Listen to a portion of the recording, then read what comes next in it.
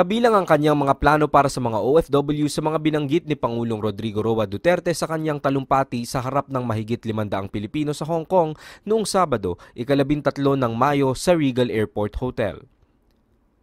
Kabilang dito ang balak na pagtatayo ng Department of OFW at OFW Bank. Ito rin ang inihayag ni Labor Secretary Silvestre Bello III sa kanyang pakikipag-usap sa mga kinatawan ng Bayan Macau at Hong Kong sa umaga ng pagbisita ng Pangulo.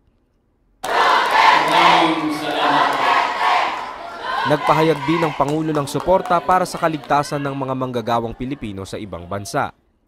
Binalikan niya ang isyu ng laglag bala at pagbubukas ng mga bagahe na ayon sa kanya ay dagdag pahirap sa mga OFW.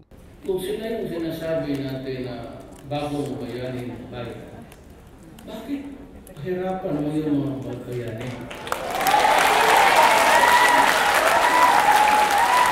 Samantala kami mga mayor gubernur, sagot pa. Sa isinagawang pulong kasama ang mga taga-media matapos ang talumpati, inamin ni Duterte na hindi niya gaanong naiintindihan ang problema ng mga OFW ukol sa Overseas Employment Certificate o OEC. I'm not too familiar with what is wrong here and what is not.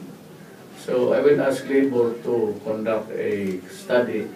Let's just give them May until the end of the month.